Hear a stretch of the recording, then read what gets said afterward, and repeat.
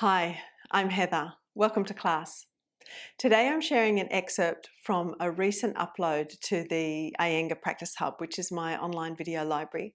This is from therapeutic number 26 and it specifically addresses stress. We'll be practicing postures in a supported way, a restorative way, to help settle and calm the nervous system and therefore the mind. You can join me for the full class by signing up to the Iyengar Practice Hub. The link is in the description box below, and you can start your subscription with the 7-day free trial. Before we begin, if you find this video helpful, be sure to like and subscribe. We're going to straighten the legs and move straight into Uttanasana, but we want to use the props. Now, I've got the bolster and I'll be able to reach my head down to the bolster. And I know some of you won't be able to manage that, so you might need to bring the chair in. And I'll bring the chair in just to give you a visual of how we can use the chair for a supported Uttanasana. This is a simple way where you bring the forearms onto the seat and your forehead onto the forearms. However, you might find that your hamstrings don't like that, your lower back doesn't like that because that's too far forward and down to stretch, in which case you can potentially bring the bolster onto the seat. So you've raised the height of the seat. But those of us who are capable of going deeper, I'll move the chair out of the way. We can focus on bringing the head down onto the bolster. Now for some of us, we might need to turn the bolster up so that it's sitting a little higher, or perhaps you put a blanket on the bolster. Now I suggest you take your feet as wide as the mat, so that allows for a broadening in this pelvic abdominal area, broadening in the sacrum, and it can enable more of that forward bend expression. It can be a bit easier for us to access that forward bend. So find out what height is suitable for you, whether you can bring the crown down onto some height because you've got a significant flexion in the hips, or do you need to put the forehead on your forearms on the chair. In any case, we want to again settle into the pose and become steady and quiet. And we can use the breath to help facilitate that. But we also use the stance, the posture, the way that we're holding the pose. If the mind is busy, sometimes that will reflect in the body also being busy, making minor adjustments here and there, fussing over the way our clothes are sitting on the body, readjusting things, readjusting the props.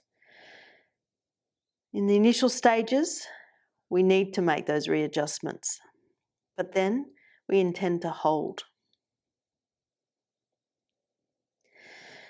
So as you hold your supported Uttanasana, you'll note I've got fingertips out on the floor and my shoulders are lifting up the back towards the hips. So there's some activity in the arms, and there's also activity in the legs.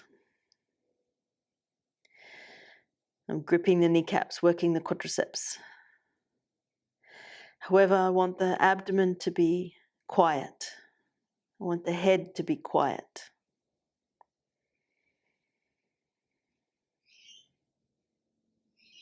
So again, we tune into the breath. Slow, smooth, steady inhalation. Slow, smooth, steady exhalation.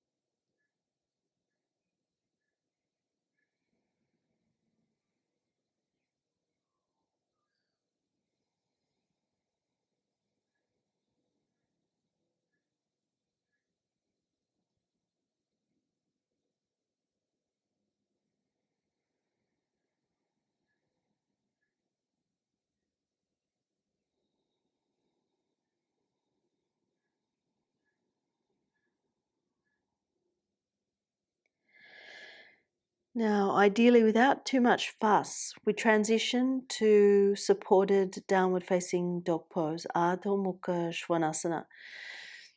The bolster can be used under the head. So we can push the bolster forward. Maybe you need that height of the blanket on the bolster as well. Maybe not. It can depend on how high your bolster sits. But for some of us, when we start to bring the weight of the head onto the bolster might slip, in which case you can set yourself with the bolster sitting against the wall. Here, I'm going to take the hands forward beyond that halfway line of the bolster. Step the legs back, tuck the chin into the chest so that the crown of the head sits on the front edge of the bolster. The back of the neck is long. The arms are straight. So if my hands are too close to where I want the head, then the elbows will bend. So you may need to walk your hands further forward as the head rests on the bolster in order to straighten your elbows. The legs are straight as well. So you step the legs back, step the feet back, straighten the knees and lift the sitting bones. Don't worry about the heels touching the floor. They can be floating. As the heels perhaps lift a little from the floor, then the sitting bones can lift and the lumbar spine can move in. The thoracic spine can move in. The spine is then straight. The front body is long. As you observe that length in the front body, notice the breath.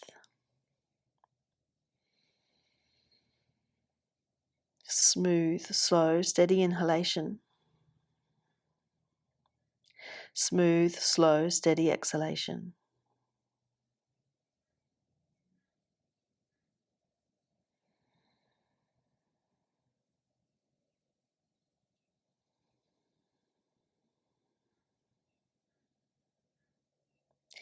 Maintain the pressure through the inner hands, the knuckles of the index fingers.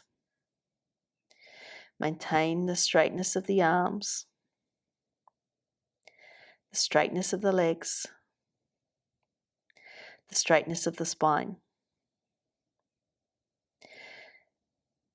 And go on drawing your attention inward as the breath flows slowly and smoothly.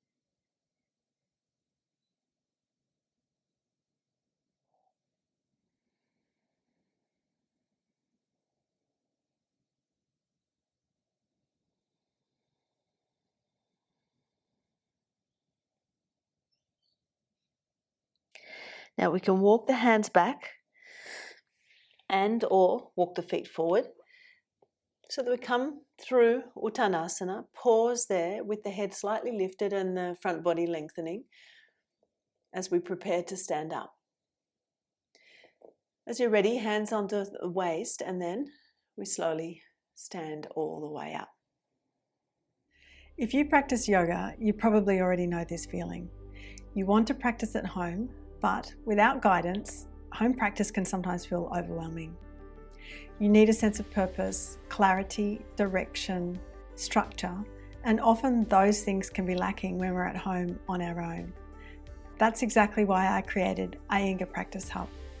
Hi, I'm Heather, a certified senior Iyengar yoga teacher with over 28 years of teaching experience.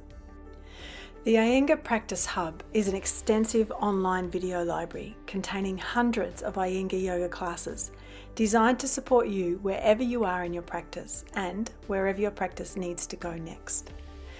Each class is thoughtfully created, carefully sequenced, and grounded in the principles of the Iyengar method. Within the Iyengar method, we focus on precision in technique, which involves awareness of alignment and intelligent use of props. Timings or holdings of the poses for a specified length of time. Repetition, which builds strength, flexibility, and clarity in action. And sequencing, the way we work toward a posture along with the way the whole class is designed. This isn't just a collection of videos, it's a structured, living resource you can return to again and again. All classes are organised into 20 clearly defined categories, making it easy to find exactly what you need, whether that's arm balances, standing poses, twists, forward bends, therapeutic classes, focus on hips, back bends, or restorative classes, to name a few. Within each category, you'll find enormous variety, so your practice never becomes repetitive or stale.